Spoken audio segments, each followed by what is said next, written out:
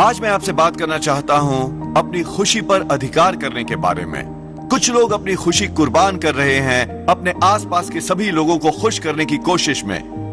उन्हें किसी दोस्त के घर हेलो कहने जाना ही पड़ता है। अगर वो ऐसा न करे तो वो अपसेट हो जाते हैं। उन्हें हर रात लेट काम करना पड़ता है। अगर ऐसा न करे तो बॉस नाखुश हो जाता है। उन्हें दोस्त को पैसा उधार देना ही होगा, वो फिर से मुसीबत में है। यदि वो ये सभी मांगे पूरी न करे, इस व्यक्ति को न बचाएं, इस व्यक्ति को सही रखें, इस व्यक्ति की समस्या हल करें, वरना वो किसी की कृपा दृष्टि से वंचित रह जाएंगे। कोई ये नहीं समझेगा। पर परमेश्वर ने आपको हर एक को खुश रखने के लिए नहीं बुलाया। अच्छा है प्रेम करने वाला, दयालु और उदार होना, पर आप दूसरे लोगों की खुशी के लिए जिम्मेवार नहीं हैं। आप स्वयं को खुश रखने के लिए जिम्मेवार हैं। खैर जोएल, अगर मैं उन्हें पैसा उधार नहीं दूंगा, अगर मैं 12वीं बार भी उन्हें बेल आउट नहीं करूंगा, वो शायद मुझसे नाराज हो जाएं। शायद अब समय आ गया है कि वो नाखुश हों बजाय आपके नाखुश होने के। अगर वो नाराज हो जाते हैं तो वो दोस्त नहीं, वो मैनिपुलेटर्स हैं। आपका समय बहुत मूल्यवान है कि आप जीवन गुजारें दूसरों को अपने जीवन का नियंत्रण देते हुए। वो आपको दोषी महसूस कराए हर बार यदि आप उनके बुलाने पर दौड़े न चले आएं। आसान है, बस उनके सामने हथियार डाल दो और उन्हें बेल आउट करो और कोई और सवाल मत पूछो। पर जब तक आप उन्हें बचाते रहेंगे, आप वहां हैं उन्हें सही रखने को, उनका उत्साह बढ़ाते रहने को। आप असल में उनकी मदद नहीं कर रहे, आप उनकी बैसाखी बन रहे हैं। आप उनकी निष्क्रियता को सक्रिय कर रहे हैं। केवल एक ही तरीका है जिससे वो सचमुच आजाद होंगे कि आप उनकी हर मांग न पूरी करें और भागते न चले आए हर बार जब वो कोड इमरजेंसी लगाएं। आपको सख्त रुख अपनाना होगा और कहें, मैं तुमसे प्रेम करता हूं पर मैं तुम्हें मुझे कंट्रोल नहीं करने दूंगा। मैं तुमसे प्रेम करता हूं पर मैं हर बार दौड़ा नहीं चलाऊंगा। मैं तुम्हें प्रेम करता हूं पर मैं गिल्टी फील नहीं करूंगा यदि मैं तुम्हारी सारी मांगे पूरी नहीं करता। यदि कोई आपको कंट्रोल किए है तो ये उनकी गलती नहीं, ये आपकी गलती है। आपको कुछ सीमाएं तय करनी होंगी। छोड़ दें कि वो आपको दिन और रात के किसी भी पल बुलाते रहें और आप पर सारी समस्याएं डाल दें। इसीलिए हमारे पास वॉइस मेल है। छोड़ दे उनके नखरे उठाना हर बार जब वो तमाशा मचाए, उसे इग्नोर करें। छोड़ दे उन्हें पैसा उधार देना हर बार जब वो गलत चुनाव करें। आप वो जिम्मेदारी का गलत एहसास न अपनाएं। आप संसार के उद्धारकर्ता नहीं हैं। हमारे पास पहले ही एक उद्धारकर्ता है। हमें सबको खुश रखने की जरूरत नहीं, सबको सही रखने की। अगर आप ये काम करने लगते हैं तो एक व्यक्ति है जो खुश नहीं होगा, वो है आप। मैं इस व्यक्ति को जानता हूँ। सालों उसे अपना किराया भरने की समस्या थी। मेरा दिल उसके लिए पसीज गया और मैंने बार बार उसकी मदद की। तकरीबन हर दूसरे महीने प्रैक्टिकली वो समझाता कि कैसे कुछ हो गया और वो अपनी पेमेंट्स नहीं कर सका। तकरीबन 5वीं इमरजेंसी के बाद मैं होशियार होने लगा।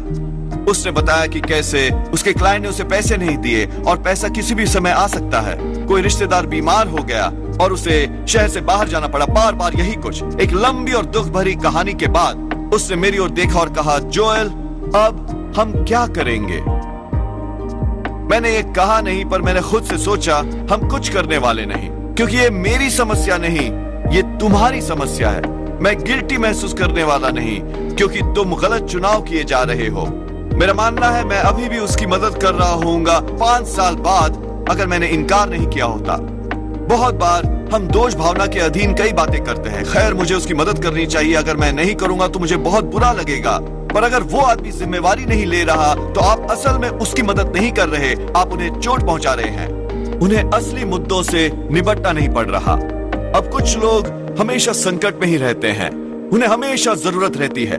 ठीक है, उनकी मदद करना 1 बार, 2 बार, दर्जन बार। बेशक दयालु बनो, दया दिखाओ, पर 5 साल बाद भी उनकी वो रेगुलर इमरजेंसी आती रहेंगी और वो चाहेंगे कि आप दौड़े चले आए। अगर आप हथियार डालते रहें तो ये ऐसा होगा कि आप उनकी कठपुतली बन गए। उन्हें पता है ये धागा खींचो तो आप गिल्टी महसूस करेंगे, ये धागा खींचो तो आप आकर उन्हें बचा लेंगे, ये धागा खींचो तो आप देर तक रुकेंगे और उनकी रक्षा करेंगे। मेरा संदेश आज है कि काट दो ये धागे। अब और कठपुतली न रहो। अब उन्हें स्वयं को दोषी महसूस न कराने दो। अब और दौड़े आना नहीं। फिर जोएल, अगर मैं ऐसा करता हूँ तो शायद वो मेरे दोस्त न रहें। ये रहा आपका जवाब। परमेश्वर ने शायद वो दरवाजा बंद कर दिया हो। सच तो ये है कि अगर वो नाराज होते हैं क्योंकि आपने वो हर मांग पूरी नहीं की, वो आपको नजरअंदाज कर देते हैं क्योंकि आप उनके क्यों पर नहीं आए, वो असल में कोई दोस्त नहीं, वो एक कंट्रोलर है।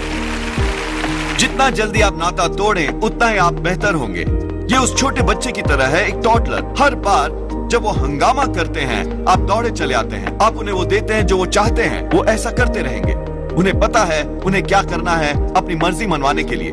यदि आप उन्हें ये बता दें कि चाहे वो दर्जनों बार हंगामा करें, चाहे वो चिल्लाते और रोते रहें, आप इसे इग्नोर करें, अपना काम करते रहें, अपना जीवन एंजॉय करें, जल्द ही वो ये समझ जाएंगे कि हंगामा करने से कोई फायदा नहीं होता और उन्हें बदलना होगा।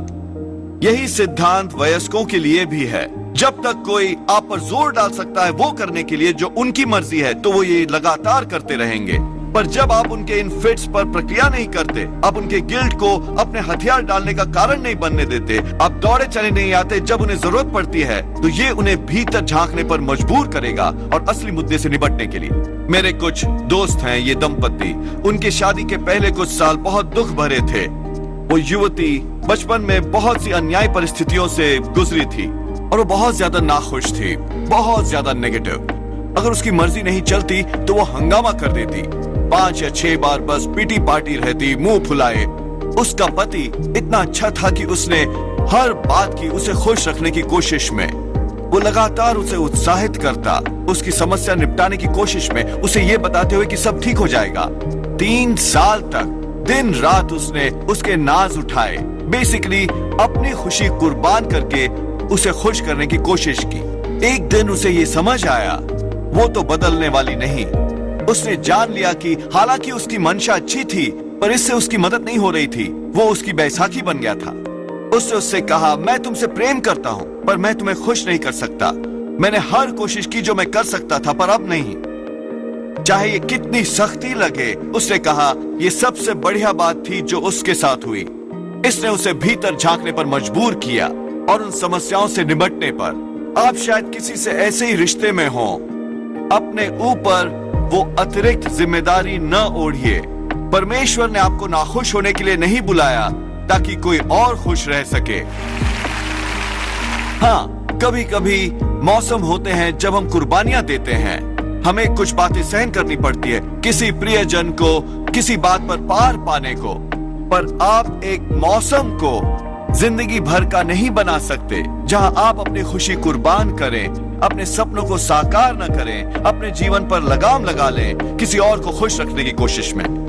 जीवन बहुत छोटा है कि आप इससे गुजरे दूसरे लोगों को खुद पर कंट्रोल रखने देकर, जिन्होंने अपने लिए सही फैसला नहीं किया। यहाँ एक पतली सी रेखा है, पर आप अपनी पत्नी की खुशी के लिए जिम्मेदार नहीं हैं। अपने बच्चों की खुशी, अपने दोस्तों की खुशी आप लोगों से वो नहीं करवा सकते जो सही है।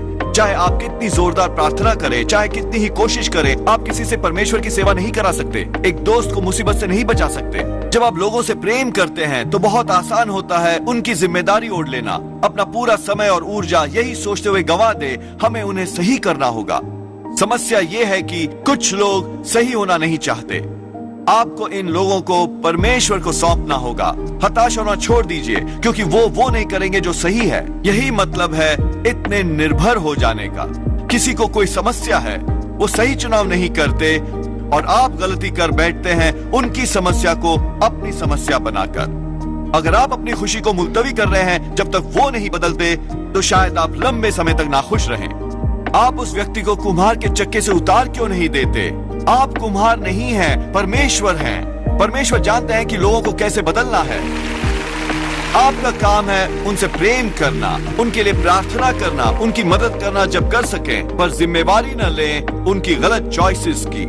मैंने कुछ हफ्ते पहले लॉबी में एक महिला से बात की। उसका 24 साल का बेटा राह से भटक गया था।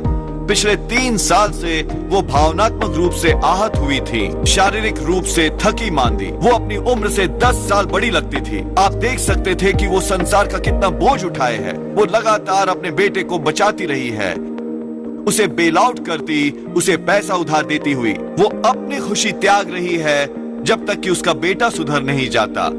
अब बेशक हम सब अपने बच्चों से प्रेम करते हैं, हम उनके लिए कुछ भी करेंगे, पर कई बार सबसे सर्वोत्तम यही है कि उन्हें न बचाएं, सक्रिय न करते रहें उस डिसफंक्शन को।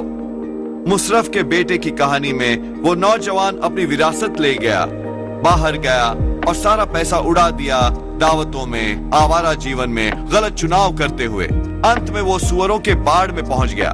कोई पैसा नहीं, इतना हताश कि उसे जीने के लिए सुअरों का खाना खाना पड़ा। दिलचस्प ये है कि पिता ने जाकर उसे बचाया नहीं, पिता ने जाकर उसे उस हाल से बाहर नहीं निकाला कि निकालकर उसे सही करे, उसने उसे वही रहने दिया। पिता पहले की तरह ही अपना काम करता रहा, अपना मकसद पूरा करता रहा। अंत में लूका 15 वचन 17 में लिखा है, जब वो अपने आपे में आया, जब उसे अकल आई और उसने जाना है मैं गलत चुनाव कर रहा हूँ, मुझे सही रास्ते पर लौटना होगा, वो घर लौटा और उसने अपना जीवन सुधारा। मैं लोगों की मदद करने के पक्ष में हूँ, उन्हें बचाना दिल टूटने से और पीड़ा से। पर कुछ लोग, आप उनकी 100 बार मदद करें और हर बार जब वो जाएंगे वो उसी गड़बड़ में घुस जाएंगे जिसमें वो थे। केवल एक ही तरीका है जिससे वो सचमुच आजाद होंगे कि उस मुकाम पर आए जहां कोई उन्हें बाहर नहीं निकाल रहा, कोई उनके बिल पे नहीं कर रहा, कोई भी बैसाखी नहीं बन रहा। फिर उस मुशर्रफ बेटे की तरह किसी मुकाम पर वो अपने आपे में आएंगे। वो ये जान जाएंगे, मुझे अपने जीवन के लिए जिम्मेवारी लेनी होगी, मुझे उठना होगा और वो बनना होगा जो बनने के लिए परमेश्वर ने मुझे बनाया है। पर आप में से कुछ आज दूसरे लोगों के लिए कुछ ज्यादा ही कर रहे हैं और अपने लिए ज्यादा नहीं। आपका दिल अच्छा है, इतने दयालु हैं, आप अपनी खुशी कुर्बान कर रहे हैं आसपास सबको खुश रखने के लिए। पर आपकी पहली प्राथमिकता है खुद को खुश रखना। आपको अपने रिश्ते का पुनर्अवलोकन करना होगा। यदि आप ही पूरा त्याग कर रहे हैं और बहुत कम वापस पा रहे हैं तो कुछ तो असंतुलित है।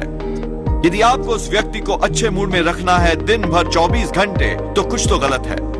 आपको अपने दोस्त को कहना चाहिए, नहीं मैं नहीं जा सकूंगा, और फिर वो आपको गिल्टी महसूस कराने की कोशिश न करें। अगर वो ऐसा करते हैं, आपको नजरअंदाज करते हैं, वो नाराज होते हैं, तो वो एक दोस्त नहीं है, वो कंट्रोलर हैं। आप अगले 20 साल तक उनकी मांगे पूरी करने की कोशिश न करते रहें। सबसे बेहतरीन बात आप ये कर सकते हैं कि कठपुतली का धागा काट दें। वो असल में आप में इंटरेस्टेड नहीं है, वो उसमें इंटरेस्टेड है जो आप उनके लिए कर सकते हैं। आपके पास खेल खेलने के लिए समय नहीं है, ध्यान भटकाने के लिए, उलझने के लिए, अपने आसपास सभी लोगों को खुश रखने की कोशिश में आपको एक भाग्य को पाना है। निडर होइए और अपने खुद के जीवन का नियंत्रण अपने हाथ रखिए। जब मैं बड़ा हो रहा था, मेरे दादा हर 2 वर्ष बाद एक नई कार खरीदते थे और वो अपने पोतों में से एक को अपनी पुरानी कार दे देते। वो बहुत उदार थे। जब मैं जूनियर हाई स्कूल में था, मेरे दादा ने मुझे 4 साल पुरानी ब्यूइक लेसेब्रा दी। उसकी लाइम ग्रीन बॉडी थी और सफेद टॉप। मैं अपने दादा से बहुत प्यार करता था, पर ये उस जमाने में सबसे बदसूरत कार थी। मेरे दोस्तों में से एक, जिसके साथ मैं बास्केटबॉल खेलता था, उसके पास भी एक कार थी। हमने कारपूल करने का फैसला किया। एक सप्ताह मैं जाकर उसे पिकअप करता और स्कूल छोड़ता, अगले हफ्ते वो मुझे ड्राइव करता। वो स्कूल की ऑपोजिट डायरेक्शन में 15 मिनट दूर रहता था, तो मुझे उस तरफ से जाना होता और वापस घूमकर अपने घर आना होता। मुझे ऐतराज नहीं था। एक सप्ताह वो ड्राइव करता, दूसरे सप्ताह मैं करता। ये हुआ 2 या 3 बार। फिर उसकी कार गैराज में थी। फिर उसके भाई को कार बोरो करने की जरूरत पड़ी, वो ड्राइव नहीं कर सकता था। फिर कुछ और हुआ। ऐसा लगता था जैसे सारा समय मुझे ही ड्राइव करना पड़ रहा था, और मुझे सचमुच इससे ऐतराज नहीं था, पर ऐसा लगता नहीं था जैसे वो शुक्रगुजार हो। वो ऐसे व्यवहार कर रहा था जैसे वो मुझ पर एहसान कर रहा था। एक दिन मैंने हिम्मत की और उससे पूछा कि क्या फिर वो कभी ड्राइव करने वाला है या नहीं। उसे समझाया कि कैसे वो अपनी कार की माइलेज कम रखने की कोशिश कर रहा है। बेसिकली मुझे उसे पिकअप करते रहना होगा। वो ऐसे दिखा रहा था कि वो मुझ पर फेवर कर रहा है मेरी गाड़ी में आकर। चाहे मेरी कार बदसूरत थी, पर उसे कोई हक नहीं था इस तरह उसमें बैठने का। मैंने वो किया जो मैं आपसे करने को कह रहा हूँ। मैं बहुत पोलाइट था, मेरे चेहरे पर खिली मुस्कान थी। मैंने उससे कहा, आई एम सॉरी, मैं वहां आकर अब और उसे पिकअप करने वाला नहीं हूँ। आपने सोचा होगा कि मैंने उसे बताया कि उसका जीवन खत्म होने वाला है। उसने मुझे बहुत ज्यादा गिल्टी महसूस कराने की कोशिश की। उसने मुझसे कहा कि मैं कितना स्वार्थी था, वो दोबारा मुझसे कम ही बात करता। मैंने सोचा मुझे कोई फर्क नहीं पड़ता, अगर वो तब मेरा दोस्त होने वाला है, अगर मैं उसकी सभी मांगे पूरी करूं तो, और उसकी हर जरूरत पूरी करूं तो वो अपने रास्ते जाए। मुझे उस तरह के दोस्त की जरूरत नहीं। जाओ किसी और को ढूंढो कंट्रोल करने के लिए, पर तुम मुझे कंट्रोल करने वाले नहीं। मुझे लोगों से अच्छा बनने में कोई हर्ज नहीं, पर मुझे ऐतराज है इस्तेमाल होने पर। यदि आप इसकी इजाजत देंगे तो लोग आपकी जिंदगी बर्बाद कर देंगे। वो आपको बताएंगे कि क्या करना है, क्या पहनना है, कहाँ जाना है, नहीं जाना है, और अपना पैसा कैसे खर्चना है। अच्छा है व्यसनों से छुटकारा पाना, कर्ज से छूटना, पर सबसे बड़ी आजादी है लोगों से आजाद होना। लोगों के दबाव में रहना छोड़ दें, वो बनना जो आप नहीं हैं। अंडे के खोल में रहना छोड़ दें, ये सोचते हुए कि आप उनकी नजर से गिर जाएंगे। यदि आप परफेक्टली काम नहीं करते, उन्हें सही समय पर नहीं बुलाते, दौड़े चले नहीं जाते जब वो बुलाते हैं, फिर जोएल वो अपसेट हो जाएंगे। मेरा संदेश आज है कि उन्हें अपसेट होने दें। यदि आप अपना जीवन बिताते हैं हर एक को खुश रखने की कोशिश में, लोगों को खुद को कंट्रोल करने देते हुए, आप शायद उन्हें खुश करें, पर शायद आप अपने भाग्य से वंचित रह जाएंगे। बेहतर है मैं परमेश्वर को खुश करूं और कुछ लोगों को अपने से अपसेट होने दूं, बजाय लोगों को खुश करूं और परमेश्वर को खुद से अपसेट होने दूं। आपको खासकर सावधान रहने की जरूरत है हाई मेंटेनेंस वाले लोगों से।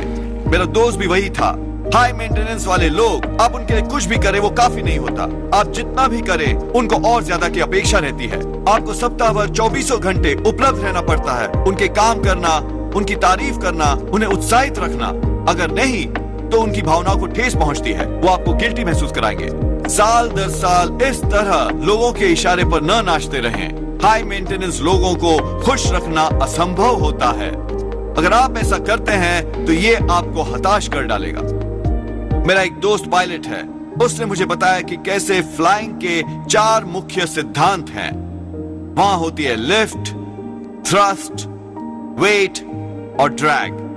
आपको ध्यान में रखना पड़ता है इन चारों को यह सुनिश्चित करने की प्लेन उड़ेगा। ज्यादातर लोग इन 4 कैटेगरीज से एक में आते हैं। वहां कुछ लोग होंगे जो आपको लिफ्ट करेंगे, आपका दिन सुहाना बनाएंगे, खुद के बारे में अच्छा महसूस कराएंगे।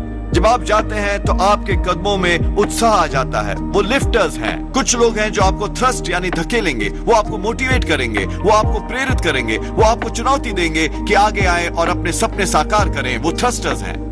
फिर वहां लोग हैं जो वेट हैं, वो आपको नीचे खींचते हैं। जब आप वहां से निकलते हैं आप महसूस करते हैं बोझिल, निराश, नेगेटिव, उससे कहीं बदतर जो आप पहले थे। नंबर 4, कुछ लोग हैं जो ड्रैग होते हैं।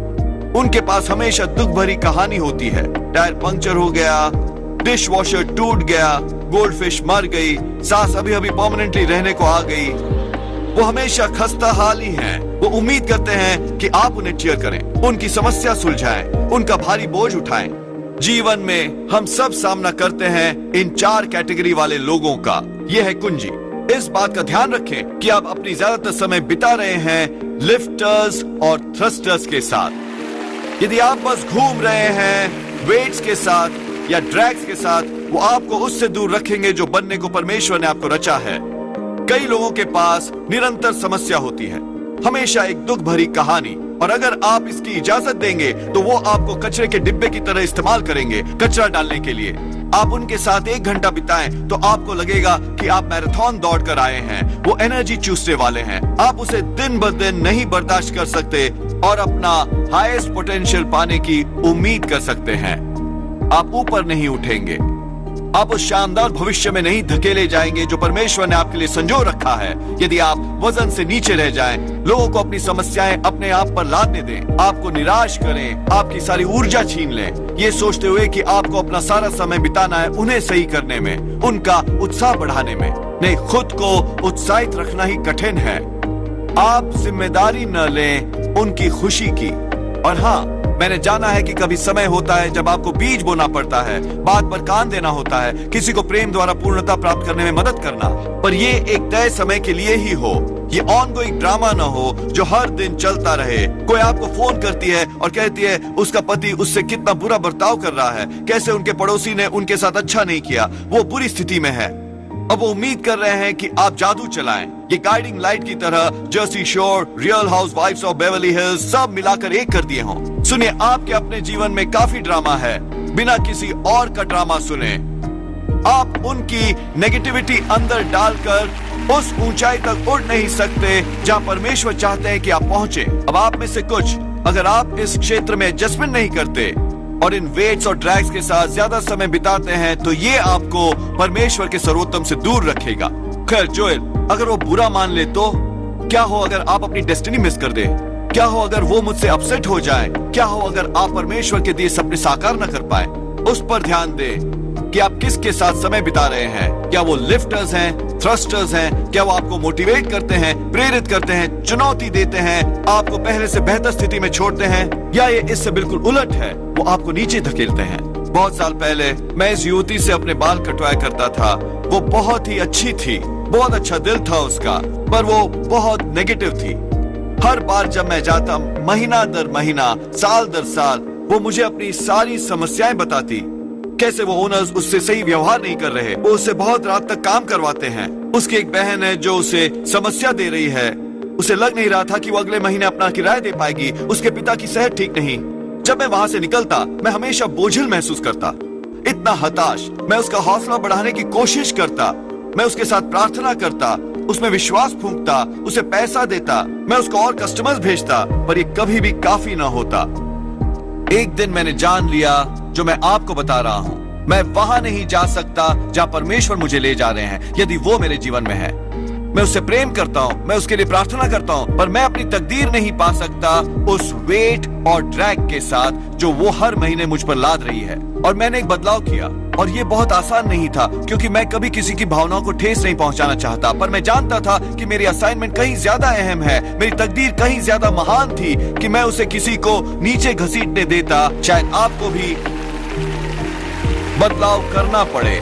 वहां जहां आप काम करते हैं, जहां आप बिजनेस करते हैं, आप किसकी फोन कॉल्स लेते हैं, उस नेगेटिविटी को दिन ब दिन अपने में ना आने दें। आपको दूसरे थ्रस्टर्स के आसपास रहने की जरूरत है, दूसरे लिफ्टर्स के पास, वो लोग जो मोटिवेट करते हैं, प्रेरित करते हैं। इसीलिए इतने लोग हमारी सेवकाई की ओर आकर्षित हुए हैं। काफी वेट्स हैं, काफी ड्रैग्स हैं। मैं आपको आगे धकेलूंगा अगर आप मेरे पास आएंगे। मैं अपना पूरा प्रयास करूंगा आपका हौसला बढ़ाने, प्रेरित करने, चैलेंज